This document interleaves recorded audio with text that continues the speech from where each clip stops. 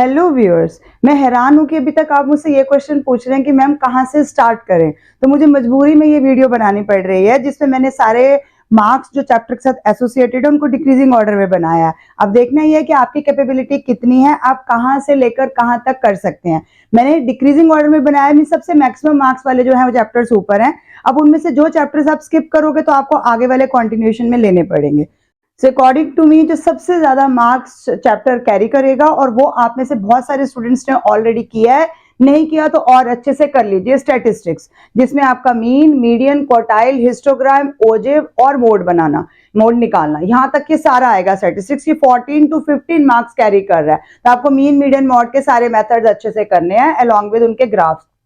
Next maximum marks scoring chapter is coordinate geometry, जिसमें reflection आपका section A में 5 marks carry कर रहा है अगर हम स्पेसिफिक पेपर का फॉर्मेट फॉलो करते हैं, नहीं तो भी रिफ्लेक्शन आता तो है ही है। Section and mid point formula, equation of A line, ये तीनों मिलाकर आपका 14 से 15 मार्क्स कैरी कर रहा है, और ये भी इजी चैप्टर्स में ही कंसिडर किया जा सकता है। थोड़े से फॉर्मूला आपको सेक्शन फॉर्मूला वगैरह अच्छे से करने हैं। नेक्स्ट इज रेशियो प्रोपोर्शन, मैं पूरा अलजेब्रा नहीं कंसिडर कर रही हूँ, रेशियो एंड प्रोपोर्शन और इसके साथ में रिमाइंडर एंड फैक्टर थ्योरम, ये दोनों चैप्टर अलजेब्रा के मिला के 12 मार्क्स कैरी कर रहे हैं। यहाँ क्यों लिखे हैं मैंने सबसे स्टार्टिंग में, क्योंकि इजी चैप्टर है, बहुत सारे स्टूडेंट्स इसमें बिल्कुल आराम से क्वेश्चन कर पाते हैं, तो ये 12 मार्क्स हो गया। ज्योमेट्री में, वैसे ज्योमेट्री मैंने आगे भी कवर किया है, लेकिन यहाँ ज्योमेट्री में मैंने पहले सर्कल, टेंजेंट और इंटरसेक्टिंग कॉर्ड, यानी सर्कल और टेंजेंट्स के क्वेश्चंस आपके, क्योंकि ये ज्यादातर स्टूडेंट्स कर रहे हैं, कर पा रहे हैं और थ्योरम्स को समझ पा रहे हैं, तो ये ज्योमेट्री का पोर्शन, और ये आने भी ज्यादा क्वेश्चन है, 3 या 4 क्वेश्चंस आएंगे इसमें से सर्कल के, तो ये 12 मार्क्स है, इसीलिए मैंने ज्योमेट्री पहले यहाँ पर कवर किया है।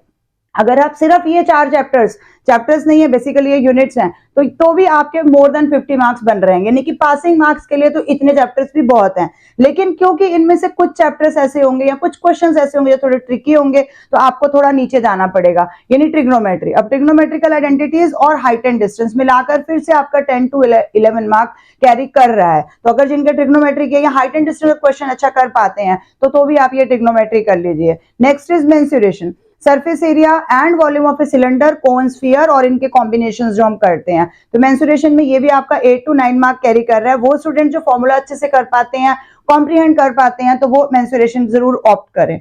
Next is commercial mathematics, commercial mathematics के 3 चैप्टर हैं और 8 to 9 या मैक्सिमम 10 मार्क्स कैरी कर रहे हैं, जिसमें जीएसटी, बैंकिंग और शेयर एंड डिविडेंड आ रहा है। इसमें से भी कुछ स्टूडेंट को शेयर एंड डिविडेंड में प्रॉब्लम आ रही है, बट मैक्सिमम स्टूडेंट जीएसटी और बैंकिंग अच्छे से कर पा रहे हैं, तो आप ये जरूर कीजिए ताकि आपके 7-8 मार्क्स सिक्योर हो जाएंगे।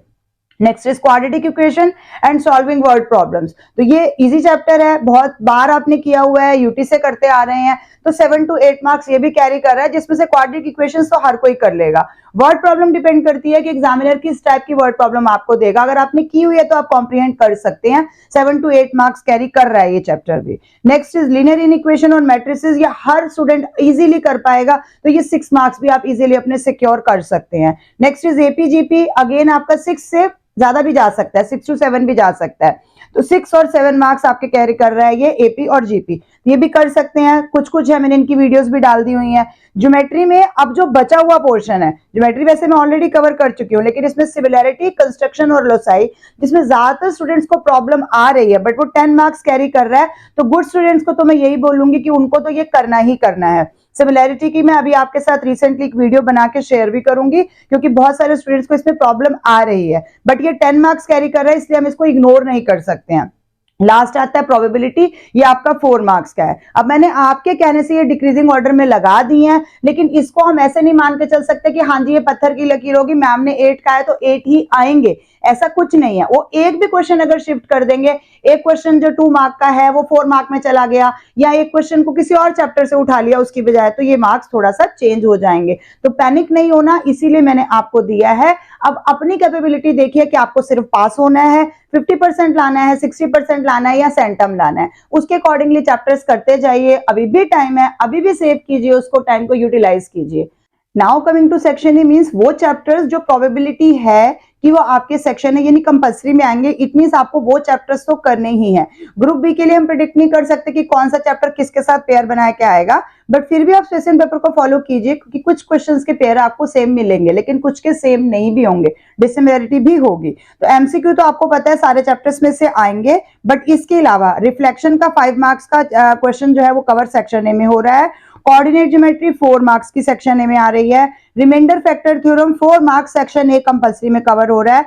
सर्कल से भी 4 मार्क्स आपका सेक्शन ए में आ रहा है। मेंसुरेशन भी 4 मार्क्स आपका सेक्शन ए में आ रहा है एंड देन एपीजीपी का क्वेश्चन भी 4 मार्क्स है तो वो भी सेक्शन ए में आ रहा है। तो ये चैप्टर्स आपको सेक्शन ए के लिए तो सबको सारे चैप्टर्स ही करने हैं और ये देख रहे हो आप कि ये ज्यादातर इजी चैप्टर्स ही लिए गए हैं ताकि आपका स्कोर अच्छा हो पाए, बट आपका स्कोर अच्छा तभी होगा जब उसमें आपकी हार्डवर्क, आपकी डेडिकेटेड स्टडी होगी। Thank you for watching till the end. Keep watching, sharing and subscribe to my channel, and from my side best wishes for your mathematics paper.